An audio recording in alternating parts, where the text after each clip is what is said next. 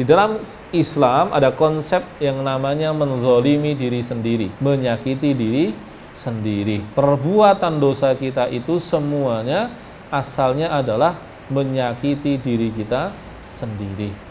Taubat itu asalnya adalah orang yang beranjak dari dosa-dosanya, orang yang meninggalkan dosa-dosanya, atau orang yang tidak ingin tetap bersama dengan dosa-dosanya.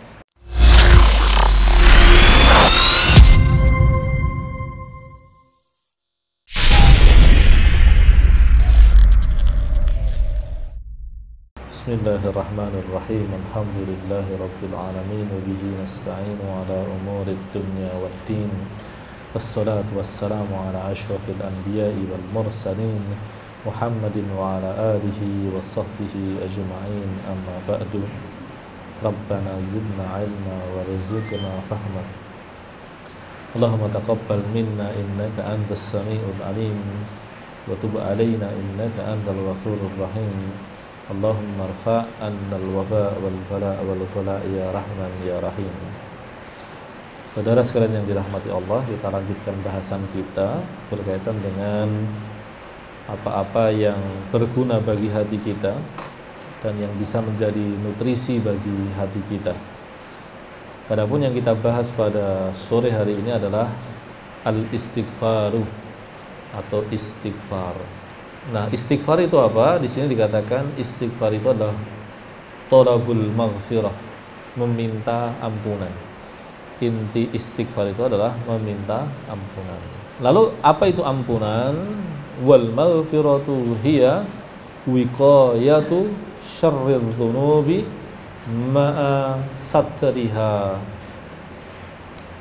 Ampunan itu artinya adalah Allah menutup dosa-dosa kita dan melindungi kita dari dampak buruknya. Jadi dosa itu punya dampak buruk. Nah, ketika kita meminta ampunan kepada Allah, kita memohon kepada Allah agar menutupi dosa tersebut dan melindungi kita dari dampak buruknya. Wa qad kathura dzikrul istighfari fil Qur'an. Penyebutan kata istighfar di dalam Al-Qur'an itu banyak. Fataratan yu'maru bihi ka qaulihi subhanahu wa ta'ala. Ada kalanya bentuknya adalah perintah. Kita diperintah oleh Allah untuk beristighfar.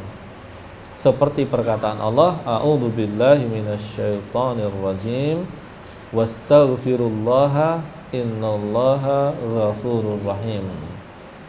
Minta ampunlah kepada Allah, sesungguhnya Allah itu Maha Pengampun lagi Maha Penyayang. Itu kalau bentuknya perintah. Lalu ada juga yang bentuknya adalah pujian terhadap perbuatan tersebut. Allah memuji perbuatan meminta ampun tersebut. Wa taratan yumdahu ahluhu ka qaulihi ta'ala wal mustaghfirina bil ashar. Ya, Allah menyebutkan tentang orang yang menyebut dengan makna positif, ya, berarti itu memuji tentang orang yang meminta ampun kepada Allah di waktu sahur. Jadi kalau kita bangun di waktu sahur, kita pengen ibadah seperti sholat kok berat, lalu apa ibadah yang bisa kita lakukan yang cukup ringan, bahkan bisa kita lakukan di pembaringan?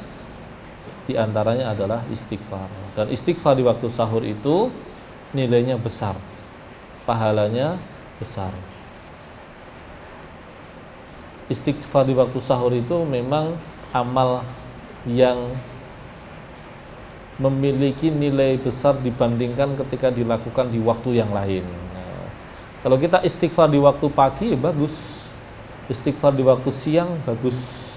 Tapi kalau kita istighfar di waktu sahur, itulah yang disebutkan Allah di dalam Al-Quran, wal mustaghfirina bil ashar, yaitu orang-orang yang meminta ampunan di waktu sahur. Wa taratan yuzkaru annallaha yaghfiru liman istaghfarahu ka qoulihi ta'ala. Ada kalanya penyebutannya adalah berupa pernyataan bahwa Allah mengampuni orang yang meminta ampunan. Tentu saja ada kesempatan untuk mendapatkan ampunan Allah tanpa meminta ampun, itu ada. Itu karena kasih sayangnya Allah. Contohnya ayat yang berbunyi innallaha la yaghfiru ay yushraka bihi wa yaghfiru ma duna dzalika liman yasha. Sesungguhnya Allah tidak mengampuni dosa orang yang menyekutukannya, tetapi Allah mengampuni dosa-dosa selain itu. Maksud ayat ini apa? Kalau orang mati membawa syirik, maka dosa syiriknya tidak akan diampuni. Tapi kalau dia mati membawa dosa selain syirik, maka Allah masih memberikan kesempatan untuk memberikan pengampunan atas dosa-dosa selain syirik tersebut. Tapi kalau orang bertaubat di dunia, entah itu dosa syirik ataupun selainnya, tentu saja dimaafkan. Ayat yang menyebutkan bahwa Allah mengampuni orang yang beristighfar adalah wa may ya'mal su'an aw yadlim nafsahu summa yastaghfirullaha yajidillaha ghafuran rahiman. Siapa yang melakukan keburukan atau menyakiti dirinya, nah ini dia. Di dalam Islam ada konsep yang namanya menzalimi diri sendiri, menyakiti diri sendiri. Perbuatan dosa kita itu semuanya asalnya adalah menyakiti diri kita sendiri. Bahkan andaikan dosa itu menyakiti orang lain, pada hakikatnya dia menyakiti diri kita sendiri. Karena dosa-dosa itu tadi menimbulkan efek buruk di dunia dan di akhirat jelas berbalaskan siksaan. Maka orang yang berbuat dosa itu sedang menzalimi dirinya. Semua perbuatan itu terakumulasi kepada diri manusia. Perbuatan baik maka itu akan terakumulasi pada diri pelakunya, dan perbuatan buruk juga akan berakumulasi kepada diri pelakunya. Kalau dia mengakumulasikan perbuatan baik, maka dia berbahagia. Sebaliknya kalau orang mengakumulasikan perbuatan buruk, maka dia sedang menyakiti dirinya. Nah, kembali ke ayat tadi, barang siapa yang melakukan keburukan atau menzalimi dirinya, kemudian dia meminta ampun kepada Allah, maka dia akan dapati bahwasanya Allah itu Ghafurur Rahima, Maha Pengampun lagi Maha Penyayang. Wa katsiran ma yuqranul istighfar bi dzikri taubah. Fa yakunul istighfar hina idin ibarah an talabil maghfirati bil lisan. Nah, akan tetapi kata istighfar itu sering disandingkan dengan kata taubat. Apa bedanya istighfar dengan taubat? Asalnya maknanya sama. Istighfar itu adalah bentuk taubat, dan taubat itu diantara caranya adalah dengan beristighfar. Tetapi kalau digabungkan taubat dengan istighfar itu berarti taubat itu adalah amal hati, sedangkan istighfar itu adalah amal lisan. Itu dia. Kalau mau lebih sempurna ya hatinya bertaubat, lalu lisannya beristighfar, dan tubuhnya digunakan untuk sholat taubat, atau digunakan untuk melakukan kebaikan-kebaikan yang akan menghapus perbuatan dosanya. Wa adbi'is sayyi'atal hasanata tamhuha. Ikutkanlah, turutkanlah perbuatan baik itu kepada perbuatan buruk, karena dia akan menghapus perbuatan buruk tersebut. Orang habis misuh begitu ya, kejar saja dengan perbuatan baik yang akan menyebabkan diampuninya dosa misuh itu. Misalkan dia biasanya dengan amal yang serupa, bijinsil amal, amal yang serupa. Kalau perbuatan dosa itu dengan amal lisan, maka dilakukan dengan amal kebaikan yang menggantinya adalah amal lisan juga. Kalau perbuatan dosanya itu dengan mata, maka ditukarkannya dengan amal baik dengan mata. Kalau dosanya dengan telinga, mendengarkan sesuatu yang mengandung keburukan tanpa mengingkarinya, maka kemudian telinga itu juga nantinya digunakan untuk mendengarkan sesuatu yang mengandung kebaikan. Kalau dia mengambil hak orang begitu misalkan, maka perbuatan baiknya apa? Ya mengembalikannya, bukan sedekah. Itu enggak nyampe. Hak orang itu dikembalikan dahulu. Wa taubatu ibaratun anil iqla'i anil dzunubi bil qalbi wal jawarih. Wa hukmul istighfar ka hukmud du'a. Fa in sya'allahu ajabahu wa ghafara li sahibihi la siyama idza kharaja an qalbin munkasirin bidzunubi au sodaf apa ini, ada huruf yang hilang tampaknya, au isdafa sa'atan min sa'atil ijabati, au sodafa sa'atan min sa'atil ijabati kal ashari wa adbaris sholawati. Nah ini dia. Kembali tadi, taubat itu asalnya adalah orang yang beranjak dari dosa-dosanya, orang yang meninggalkan dosa-dosanya, atau orang yang tidak ingin tetap bersama dengan dosa-dosanya. Itu dilakukan dengan hati dan tubuhnya.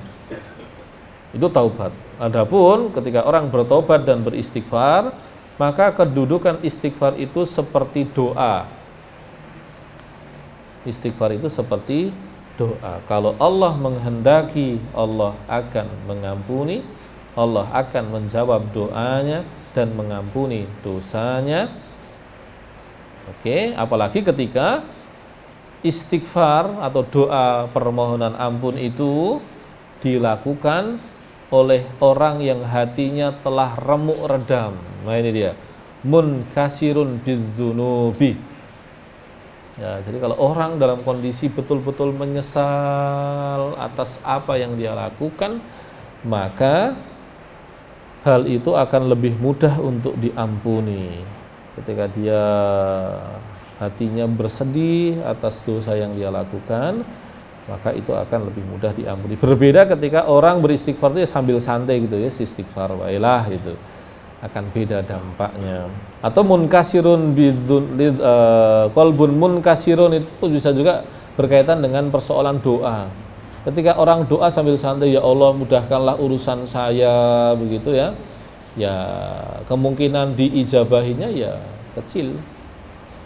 Tetapi kalau dia berdoa sembari betul-betul berharap kepada Allah, dia merasa bahwa satu-satunya yang bisa menyelesaikan perkaranya, persoalannya hanyalah Allah, maka kemungkinan dijawabnya menjadi lebih besar.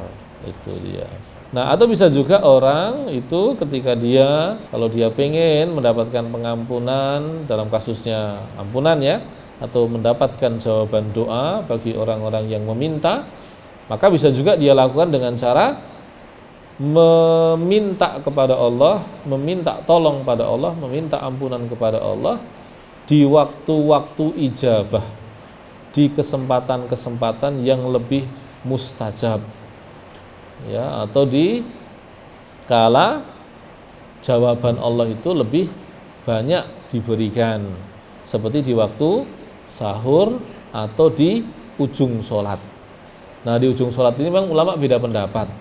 Ada yang mengatakan ujung sholat itu di sujud terakhir, ada yang mengatakan di jelang salam, ada yang mengatakan setelah salam ya.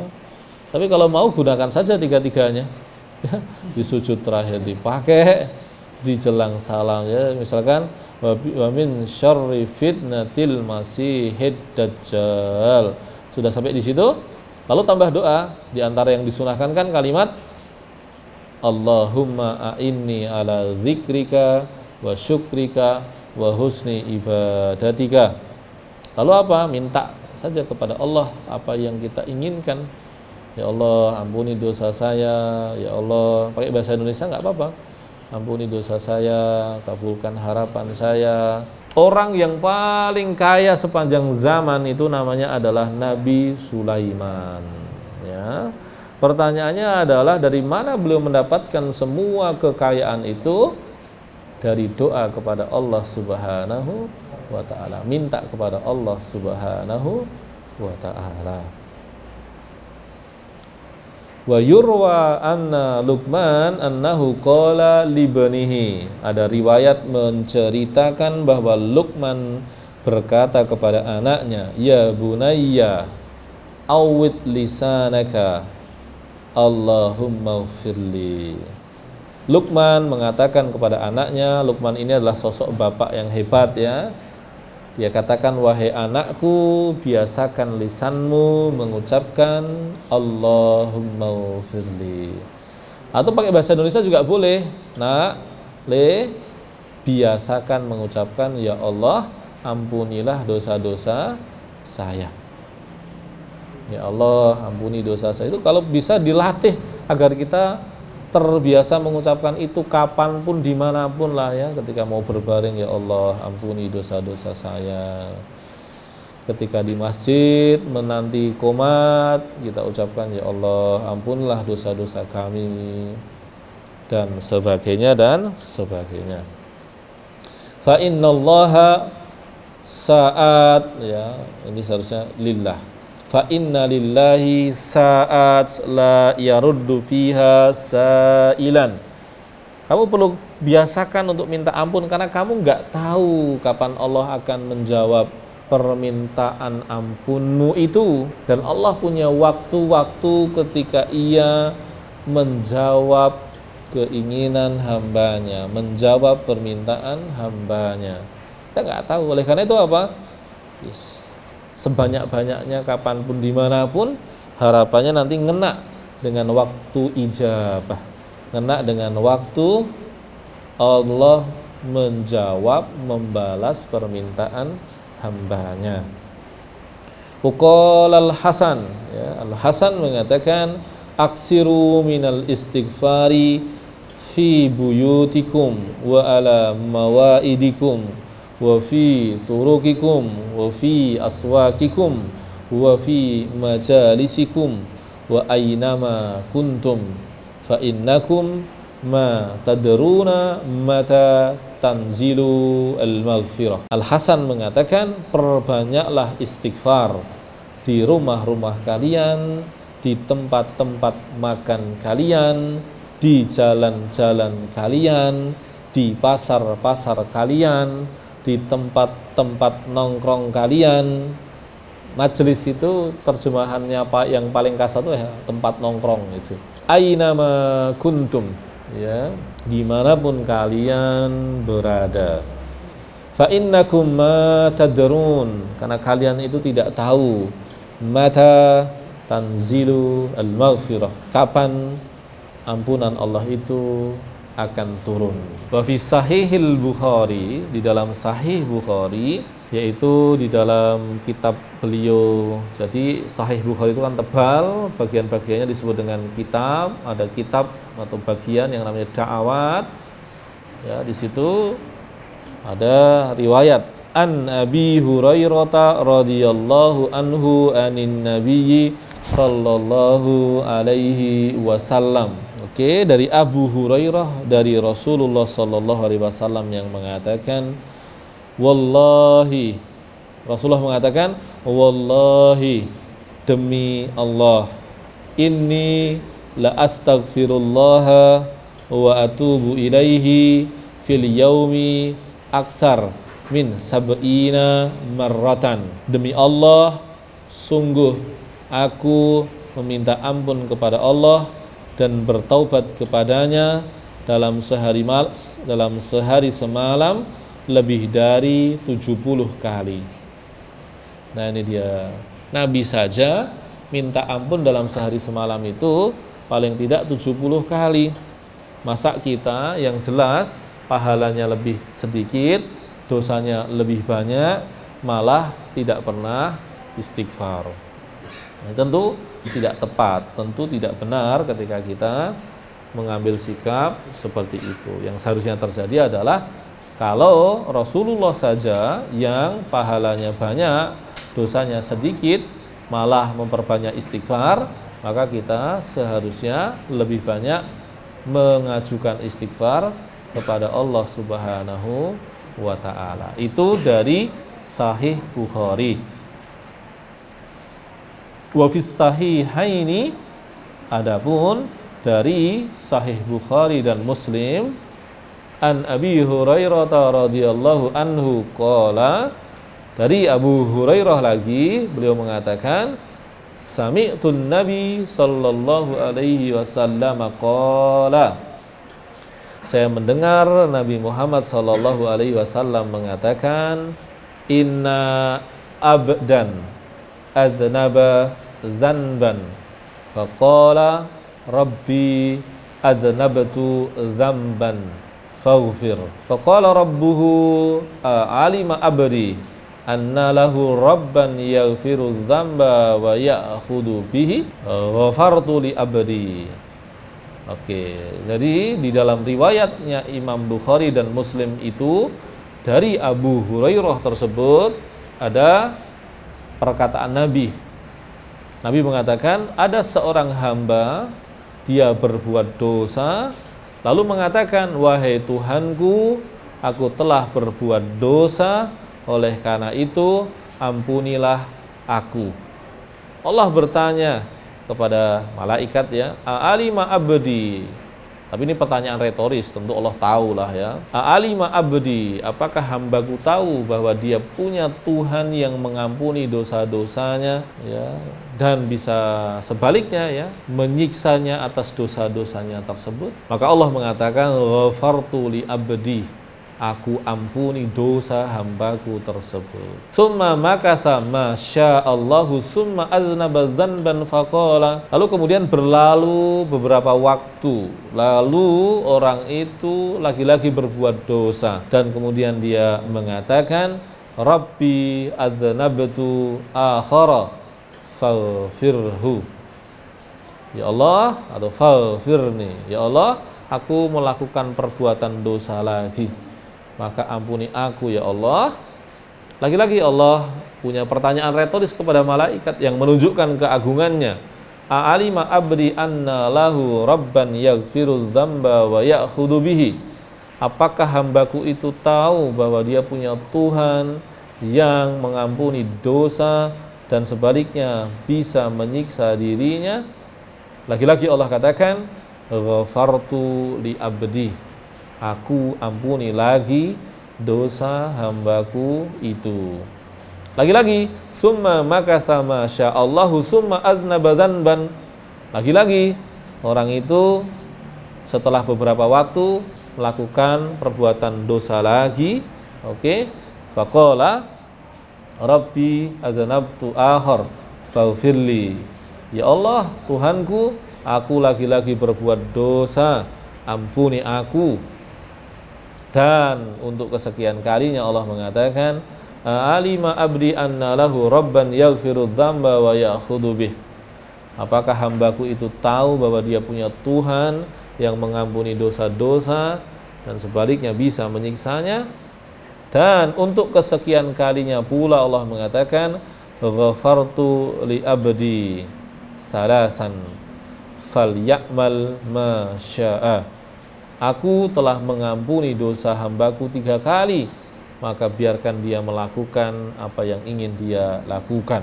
Tentu maksud dari kalimat ini bukan agar dia berbuat dosa, bukan, tetapi bahwa hamba menyadari bahwa dia punya Tuhan yang selalu mengampuni dosa.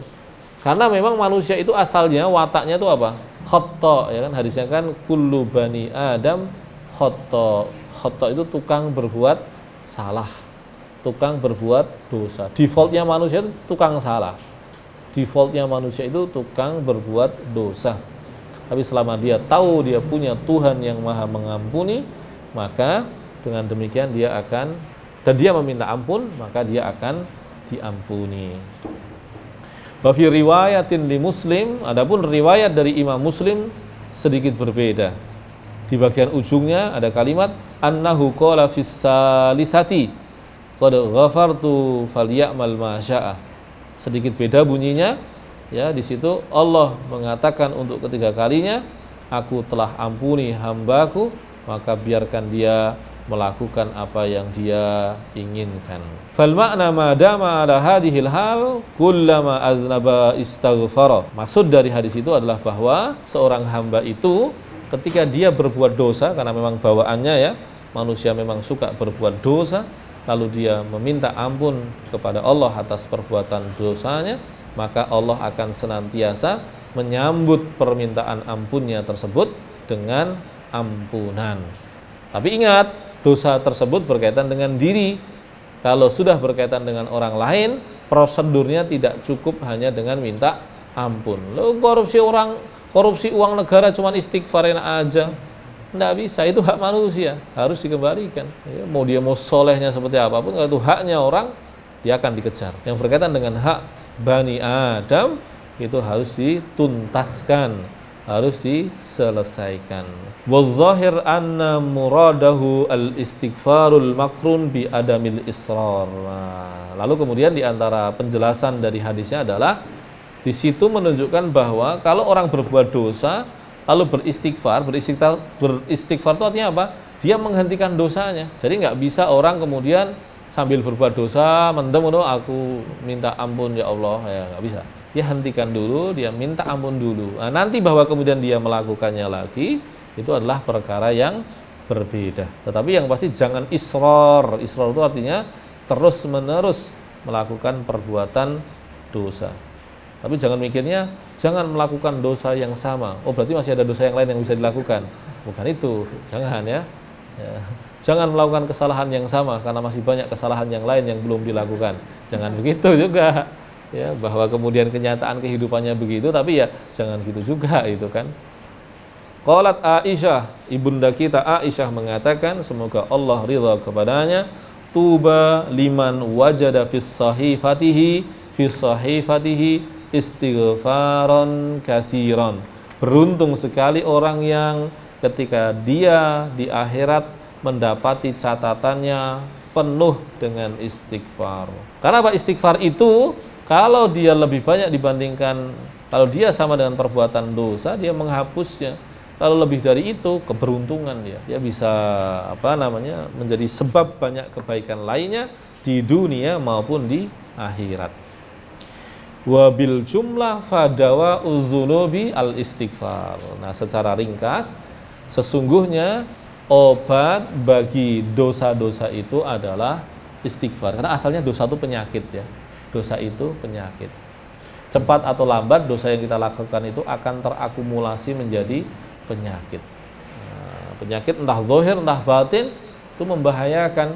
Maka kita perlu melanggengkan istighfar kita agar dosa-dosa kita itu diampuni dan tidak berkembang menjadi penyakit zahir dan batin. Ya, kalau orang Bani Israil itu kan dosanya, lihat kan, dzalika bi annahum kanu yakfuruna bi ayatillahi wa yaqtuluna an-nabiyyina bighairil haqq dzalika bima asaw wa kanu ya'tadun. Mereka itu suka mengkufuri ayat-ayat Allah, lalu kemudian membunuhi para nabi tanpa alasan. Kenapa bisa begitu? Asalnya mereka bermaksiat lalu bermusuhan. Jadi urutan ceritanya defaultnya begitu, ya. Orang, ya, ini pernah kita kita jelaskan dan akan selalu begitu, karena itu defaultnya begitu-gitu aja. Orang berbuat dosa, hatinya itu mudah merasakan sakit, mudah tersinggung, mudah marah, mudah apa begitu.